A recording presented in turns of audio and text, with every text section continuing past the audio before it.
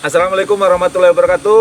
Waalaikumsalam warahmatullahi wabarakatuh. Hidup terus bertumbuh, terus belajar. Siapa yang berhenti belajar, maka akan terpuruk. Nah, ini ada pelajaran menarik nih dari obrolan selanjutnya.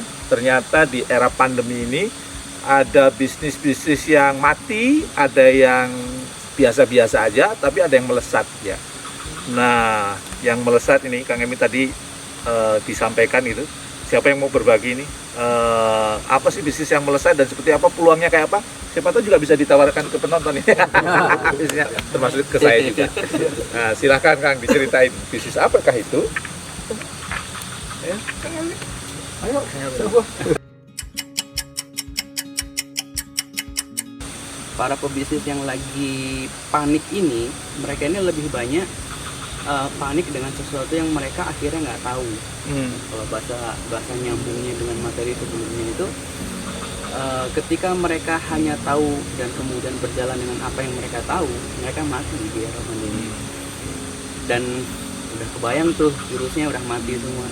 Tapi ketika mereka berani untuk bisa men-twist atau mungkin mengubah ya ide, dan kemudian mereka mengubah materi-materi jualannya mereka menjadi sesuatu yang mudah untuk dijangkau tanpa harus ketemu. Nah, ini kan berarti kan perlu kreativitas yang tinggi ya.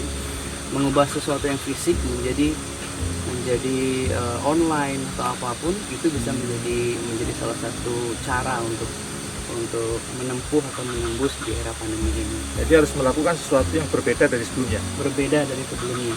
Ilmu-ilmu kan udah mati semua, bisa dibilang kayak gitu, nggak bisa lagi dipakai. Ya nggak semua juga sih, karena Mayoritas ya sih saya ngerasain. ya. Astagfirullahaladzim ya Allah. Dan akhirnya mereka itu ya terdorong. Kalau mereka memang orang-orang yang bersedia untuk berubah, mereka nggak akan pernah ngerasa bahwa pandemi ini menjadi sebuah halangan bagi mereka. Tapi bagi mereka yang memang monoton, taunya begitu ya akhirnya nggak bisa kemana-mana. Jadi berubah menarik juga gini, Mas Dedi mungkin bisa sharing nih. Orang itu bisa berubah, apakah dimulai dari mananya, pikirannya harus diubah, perasaannya harus diubah, atau gimana nih supaya kemudian fondasi bisnisnya jadi kuat ya? Ya, berubah itu bisa kita lakukan ketika kita mau merendahkan hati ya, merendahkan ego, bahkan bisa jadi mindset yang selama ini kita yakini 100% kebenarannya, kadang ketika dihadapkan ke suatu kondisi ya, terus merendahkan diri. Tadi kalau bahasa Mas Randy kan merasa bodoh-bodohan lah, ya Allah saya nggak tahu nih gitu ya, apalagi terserah kau aja lah ya, saya bisanya begini. Ya bisa jadi itu dibimbing sama Allah, berawal dari yang berpasrah kepada Allah. Dan semua ide ya, sebelum masuk ke jenis-jenisnya tadi Pak Henry bilang, semua ide itu akan muncul ketika memang hati kita tenang ya, nggak panik, nggak merasa ini sebuah ancaman, tapi sebuah karunia dari Allah juga. Bisa jadi Allah memberikan peluang lain. Ini kan berlandaskan dari husnuzon kita kepada Allah. Dengan hati yang tenang, insya Allah akan menimbulkan kebahagiaan. Dan dimana kita tahu bahagia itu syarat dari kesuksesan. Ternyata merendahkan hati itu ngefek loh ke bisnis, menjernihkan hati itu ngefek ke bisnis. Berarti kayaknya perlu berguru selain ke PPA, ke kampung ini juga.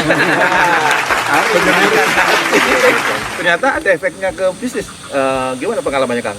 Kok bisa menjernihkan hati, merendahkan hati, ngefek ke bisnis, bahkan menemukan ide-ide baru gitu? Iya, alhamdulillah. Emang betul ya dari guru-guru tadi gitu ya. Itu sebuah perjalanan spiritual. Karena dalam bisnis itu kita nggak bisa tuh ngandelin teori, ngandelin forecasting gitu ya. Wah, tahun ini saya dapat berapa nih, udah setting aja gitu kan. Nah, tapi di saat kena hantaman tsunami krisis, boom gitu kan, bingung. Karena yang dilakukan strategi itu ya pakem begitu gitu, tapi fundamental hatinya belum siap kalau menerima krisis gitu. Nah, di situ mungkin ada key-nya, yaitu bersyukur. Jadi apapun bisnis kita yang mau grow atau mau tumbuh ataupun mau turun gitu ya, itu syukur dulu. Begitu syukur, benar-benar minta sama Allah, ya Allah ini bisnis hamba, minta ditolong. Syukur banget setiap malam sebelum tidur, syukur dulu. Yang hari itu yang bisa dikerjakan apapun itu Ya. Mau usaha naikin lagi omset, mau bangkit lagi, atau mau change bisnis, syukur dulu. Itu kalau saya pengalaman tuh kalau sebelum tidur mikirin apa yang perlu disyukuri, cepet banget tuh tidurnya. Ya roh hari ini pagi gini, tahu-tahu udah tidur. Tapi kalau dipikirin bisnis malah gak tidur. Nah, setelah bersyukur, ikhlas.